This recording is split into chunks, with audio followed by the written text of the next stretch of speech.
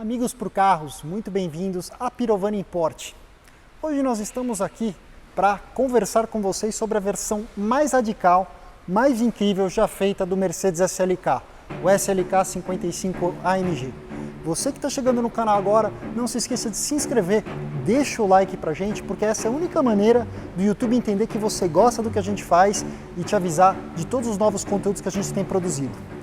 Mercedes-Benz SLK, que década de 90 a BMW havia lançado o BMW Z3 e a Mercedes precisava dar uma resposta à altura. Em 1996 surge a primeira geração do Mercedes SLK, que numa tradução para o português significa coupé, leve e esportivo. Hoje nós estamos na terceira versão do SLK. A partir de 2016 o SLK passa a se chamar de SLC. E bom, no grande organograma de roadsters esportivos e pequenos, talvez o SLK seja um pouquinho de uma contradição. Numa escola de carros pequenos, leves, precisos, onde na categoria a gente tem o Porsche Boxer como basicamente um bisturi que você usa para cortar uma pizza, o SLK 55 é um urro de liberdade, um chute na cara dos ambientalistas. Está procurando um carrinho seminovo, premium, para comprar, ou você precisa vender ou quer consignar? Nossa recomendação são os nossos amigos da Pirovani Import. Se você quer um Mercedes-Benz, eu acho que não há lugar mais adequado para você fazer a sua escolha. Olha basicamente a linha de modelos que eles têm aqui hoje, enquanto a gente está gravando o SLK 55.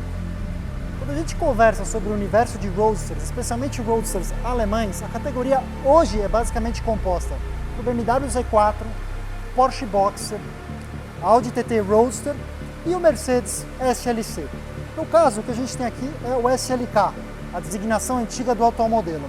Um carro que hoje o futuro é um pouco incerto. Relatos dão conta de que essa categoria de automóvel potencialmente vai ser encerrada pela Mercedes-Benz. Mas, para o verdadeiro entusiasta automotivo, traz um certo alívio no coração saber que num tempo de downsizing, de motores pequenos e sobrealimentados, você pode comprar um carro como esse. O que nós temos aqui é um motor 5.5 V8 naturalmente aspirado, rendendo 422 cavalos para 55 kg de torque. E aqui, meus amigos, não é um carro que apenas se vestiu de roupa AMG. Ele é um motor puramente AMG, é um conjunto exclusivamente AMG. A disciplina do um homem, o motor, está evidente aqui pela plaquinha, sinal distintivo clássico para todos os produtos AMG. O SLK 55 é a versão mais forte já feita pela Mercedes-Benz do modelo.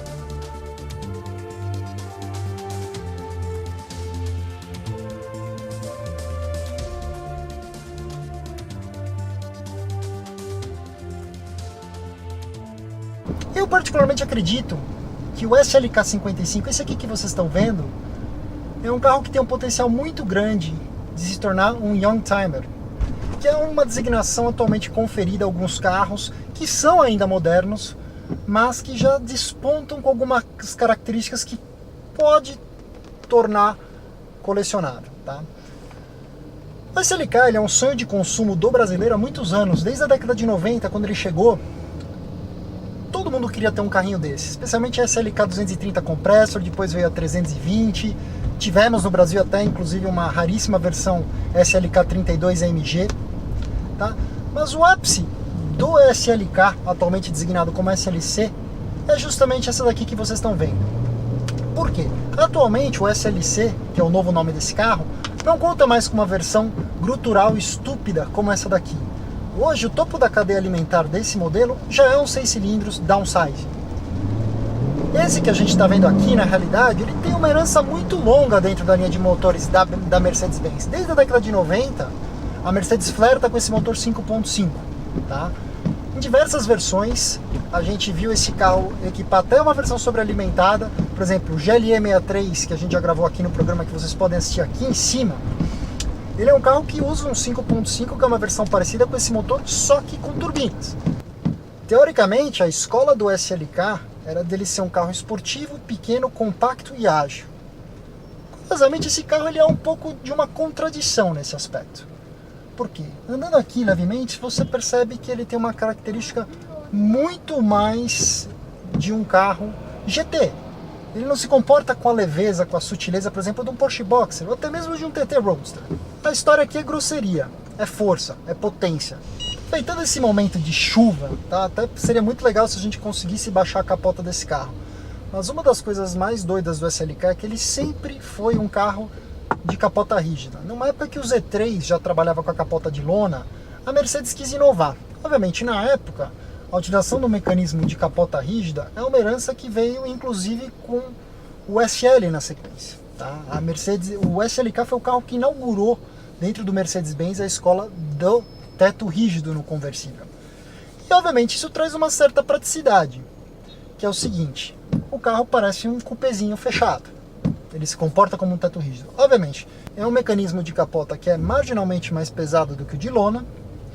E, obviamente, como todo bom roadster, a questão da rigidez estrutural do veículo, ela é um pouquinho comprometida. Você não pode esperar que o chassi desse carro vá ser tão rígido e firme como, por exemplo, de um carro coupé puro.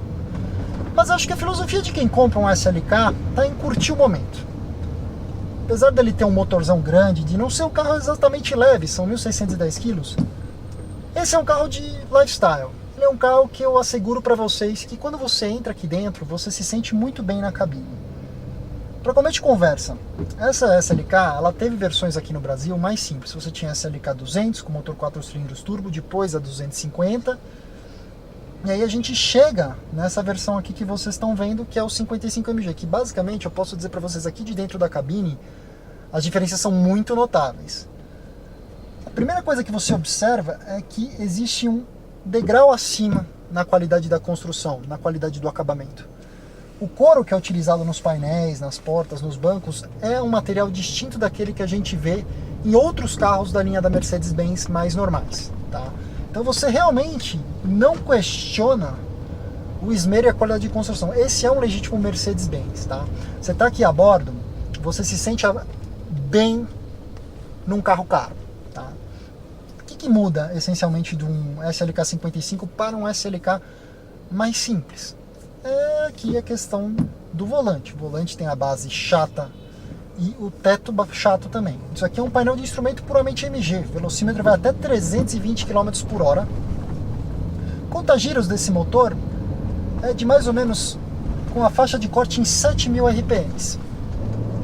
Eu tenho basicamente 3 modos de condução com o SLK 55. Eu tenho o modo Comfort, que é o que eu estou usando para trafegar agora.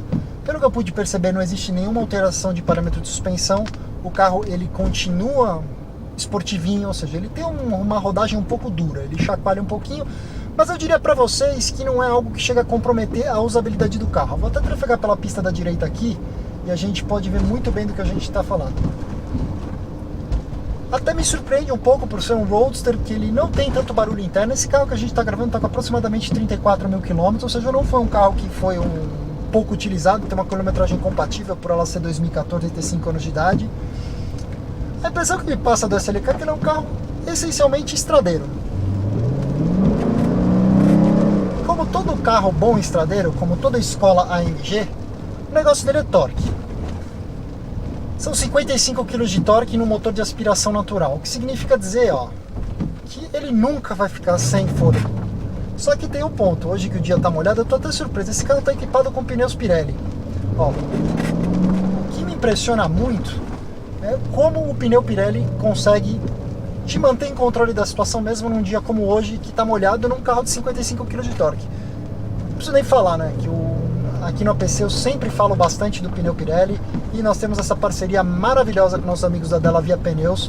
Quem precisa trocar pneu e assiste a APC, tenho certeza que vai ter um atendimento diferenciado numa das 60 lojas da Delavia. Mas, andando no modo conforto, é até curioso, porque você imaginaria que o carro fosse ser muito letárgico, e ele não é. Ele se comporta com uma desenvoltura que, por exemplo, um uso em cidade, um uso urbano, ele está ótimo. Obviamente, eu posso apertar aqui no lado do câmbio para selecionar o modo esporte. Automaticamente eu já passo a ter mais resposta do acelerador. Mas como um bom AMG que ele é, você pode notar a eterna briga e o duelo por tração, certo? Esse carro ele tem um câmbio de 7 marchas da Mercedes-Benz, que é basicamente um automático convencional. Se você deixar ele trabalhar sozinho, que reclamar das respostas dele não, gente. Sendo bem sincero com vocês, isso é uma coisa que inclusive o William fala bastante. O problema desses AMGs está justamente no fato que ele não consegue tracionar. Mas eu posso inclusive selecionar um modo esporte com câmbio manual.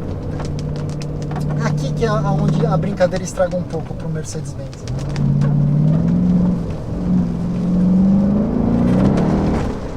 Porque infelizmente esse é o território onde a gente tem que fazer uma crítica. As trocas manuais atrás da borboleta realmente... Tá vendo? Ele bate no limitador do corte de giro e ele tem uma letargia. Então o ideal é você chegar ali nos 6.500 RPMs e passar a marcha. Hoje é um dia de chuva, nós estamos gravando aqui numa região mais vazia, num bairro bem residencial. Então assim, é até legal pra gente ver como se comporta um carro desse. Eu tô surpreso, eu honestamente achei que eu ia chegar aqui e eu não ia conseguir experimentar. Eu achei que o carro não seria funcional nessas condições. Mas como um carro de passeio comum, voltando um pouco pro modo Comfort, a vida segue normal. Em termos de ergonomia tem uma coisa muito curiosa aqui dentro. Não existem novidades, não existem coisas esquisitas aqui dentro. É tudo muito instintivo, clássico Mercedes-Benz. Os ajustes de banco aqui na porta. Temos 3 memórias que podem ser pré-definidas. Som do carro Harman Kardon, que a gente sabe que é um padrão de mercado, é muito de alta qualidade. Infelizmente a gente não pode mostrar para não tomar strike de copyright graças ao nosso querido YouTube. A central de multimídia é equivalente ao que você tinha num Classe C ou num Classe E da época, entendeu? Ela é bem simples de mexer, ela é manuseada por uma rodela aqui no painel. Temos funções de Bluetooth áudio, obviamente de telefonia. Tenho certeza que a Lion Sound faz um serviço muito bacana aqui para aprimorar as funções que já existem.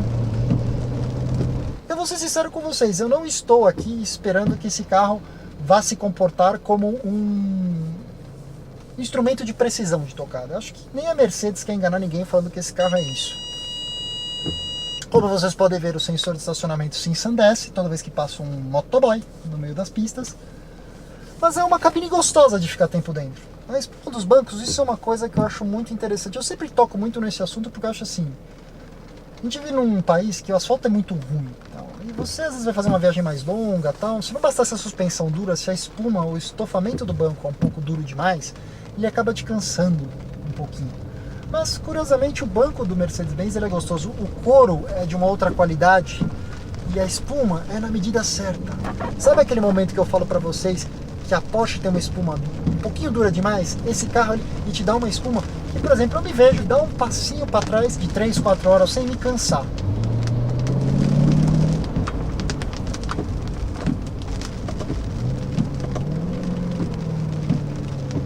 Entendeu? É engraçado que essa resposta de borboleta da tocada do Mercedes-Benz, ela só é atrapalhada quando você está realmente puxando o limite do carro e chegando no corte de giro.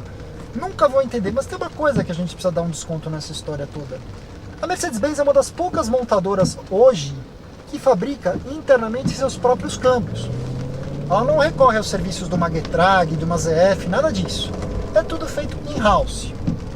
E às vezes essa é aquela teimosia que a gente tira sarro, né? Porque, cara, é o seguinte, o câmbio, a caixa, a Mercedes-Benz não tem histórico de dar problema de caixa de câmbio.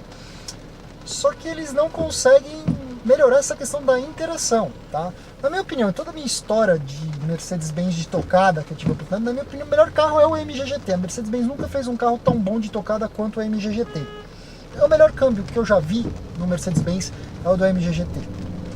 Precisava te colocar a GoPro pra fora, caralho. Sorry. Olha ele MG GT, caralho. Quase que eu bato em uma.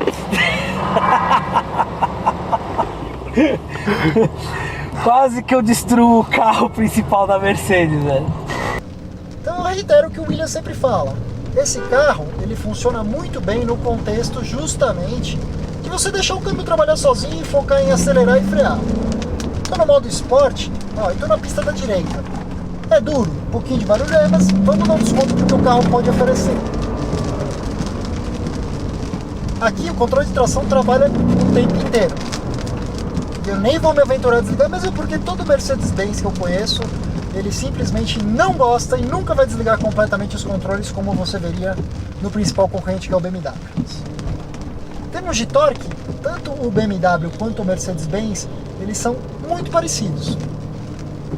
Por óbvio, aonde que um BMW vai brilhar em relação a esse carro é na resposta de câmbio. Mas em termos de chassi e direção, é sensacional. Então, tem uma coisa engraçada sobre esse carro, acho que pelo fato dele ser menor e mais leve, a letargia da resposta das borboletas da passada não é tão latente como, por exemplo, na C63. Aliás, a minha melhor definição para esse carro, espiritualmente falando, é como se ele fosse uma C63 que resolveu virar atleta depois de ter ficado velha. Então a gente sabe que ele não é um carro preciso. Mas ó, aqui ó. Obviamente, controle trabalhando o tempo inteiro.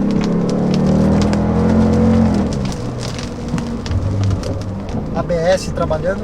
Você sente um pouco do peso do carro, entendeu? Aqui nessa circunstância, de fato, o melhor carro da categoria de tocada é o 718, ou melhor, o Boxer, o 981 da época. Ele é um carro superior, mas ele não tem nem de perto a brutalidade que esse carro tem. Você tá vendo aqui, ó, tomando uma olhada, eu tô tendo que trabalhar com tudo ligado. Os pneus Pirelli fazendo um ótimo trabalho de me mostrar exatamente o tipo de circunstância que eu tô trafegando. Eu consigo sentir, mesmo a bordo do Mercedes-Benz, exatamente onde acaba o grip do pneu. E é gozado, a gente fala gravar na chuva um carro de proposta esportiva, é muito curioso, porque você chega muito mais rápido no limite do conjunto da plataforma. É aqui que você sente de fato que a história do esportivo, compacto e leve não é uma realidade muito favorável ao SLK 55. Olha lá, vamos ver, passada de mar. Você deixa o câmbio trabalhar sozinho, é uma obra de arte. Mas, como a gente está no Amigos por Carros, eu faço questão de colocar no modo manual. Vamos ver como é que esse câmbio vai me obedecer.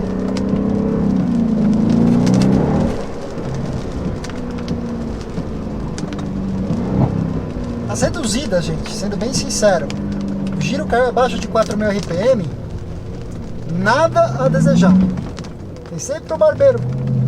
Mas ó, não tem tração, não tem tração, não tem tração, não tem tração, não tem... É um pratinho cheio, cara. Posso falar, se realmente eu tivesse na condição, quando a gente tá conhecendo um carro desse, é a minha primeira experiência a bordo do SLK 55. Não vou ser eu doido que vou brincar com um carro que não é meu, de desligar os controles e jogá-lo de lado, ainda mais numa rua como essa, porque isso também é violar as leis de trânsito. Mas vocês conseguem perceber que o carro é um pratíssimo cheio de tocada. Cara, que carrinho legal. Eu aposto com vocês, cara, se você der 5, 6 anos para esse carro, na atual conjuntura de downsizing, redução, você pode ter certeza que esse carro vai começar a despertar um tipo de interesse bem distinto no mercado.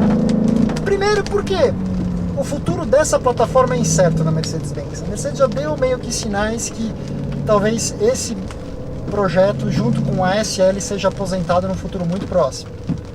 Aí quando a gente olha de maneira geral, hoje, todo motor V8 da Mercedes-Benz utiliza um 4.0 com turbo, que eles falam do Hot V, as turbinas dentro da bancada. Então assim, eu arrisco dizer com vocês que a gente nunca mais vai ver a volta dessa coisa louca de enfiar motores absurdos dentro de um carro pequeno.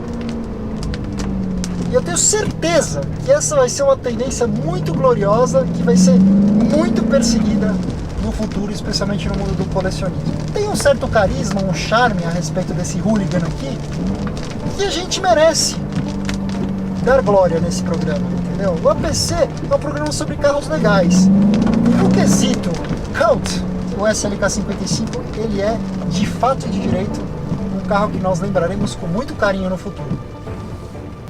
Mas bom, meus amigos, para quem se interessou, mais uma vez, esse é um carro que está à venda dentro do estoque da Pirovani atualmente.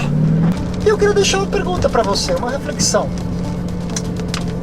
Você compraria um SLK 55, um Boxer S981, uma Z4 35IS ou um Audi TT RS Roadster. É coisa curiosa, atualmente se você olhar para o TT RS, nós estamos falando de 400 cavalos. Esse carro, 2014, já tinha 422. E apenas a tração traseira, gente. É um carro muito legal, gente. Se você gostou do vídeo, gostaria de pedir para você, por favor, deixa o like. É essa a única maneira que o algoritmo do YouTube tem de entender o que nós estamos fazendo e que você está gostando do que nós estamos fazendo. E aí você vai sempre começar a ser recomendado e sugerido o conteúdo da PC. E você não vai achar que nós paramos de produzir aqui no canal. Obviamente, inscreva-se, tá? Se você conheceu a gente agora. E aqui, nessa tela final, já que o assunto é Roadster, você pode ver eu e o prefeito a bordo do 718 GTS.